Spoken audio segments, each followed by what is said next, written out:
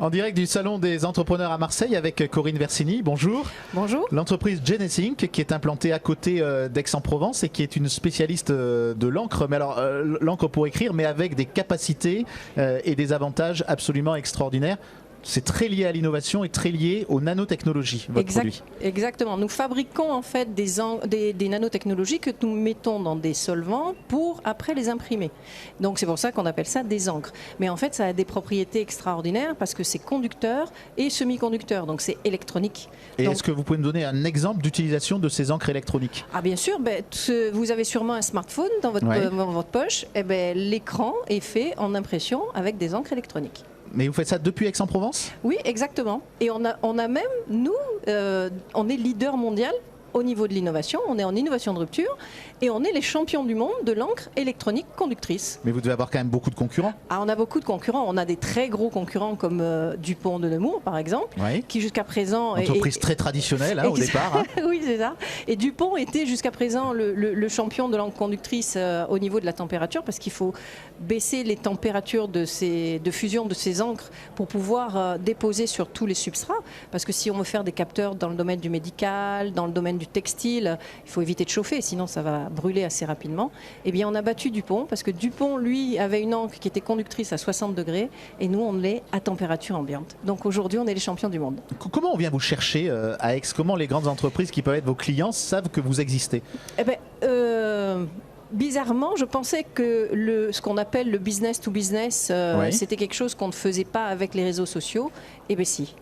Principalement, ils viennent nous chercher au travers d'Internet, au travers de LinkedIn, au travers de Twitter, au travers de ce genre de réseaux sociaux. Et il y a des intermédiaires ou vous êtes directement en contact avec vos grands clients? On est directement en contact avec les laboratoires et les chercheurs dans les laboratoires qui nous introduisent dans leur technologie pour après être dans les systèmes de production. Qu'est-ce qui travaille avec vous? Votre équipe est composée comment? Dans notre équipe, on a principalement que des chimistes, on a que on va dire des têtes, des cerveaux, parce que ce sont des ingénieurs ou des docteurs, et parfois des docteurs ingénieurs.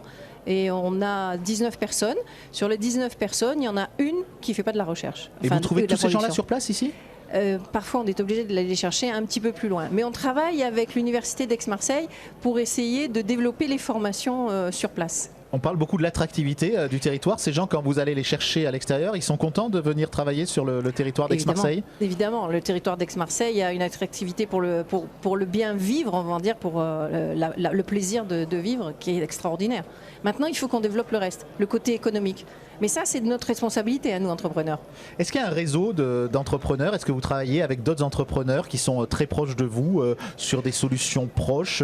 Très proches, non. Mais on travaille vraiment tous ensemble. Au niveau Aix-Marseille, il y a une solidarité dans ce territoire. Au niveau des acteurs économiques, je ne sais pas comment ça se passe ailleurs, puisque moi, je travaille ici. Mais cette solidarité ici, elle est extraordinaire. Dès qu'on a un petit souci, dès qu'on a quelque chose, on appelle un copain et il dit « Attends, si je n'ai pas la solution, je vais t'aider à la trouver ». Donc vraiment, on est très solidaires. Et on a un réseau extraordinaire à ce niveau-là. Vous parliez d'innovation qui vous permettent de concurrencer les plus grosses boîtes mondiales. C'est une culture, l'innovation. Comment on se dit, tiens, ce matin, allez, on va essayer de découvrir le truc que les autres n'ont pas encore? C'est un état d'esprit. Oui, c'est un état d'esprit. Le matin, il faut se lever en disant qu'est-ce que je vais faire pour demain?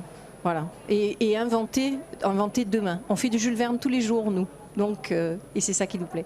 Merci. Avec plaisir.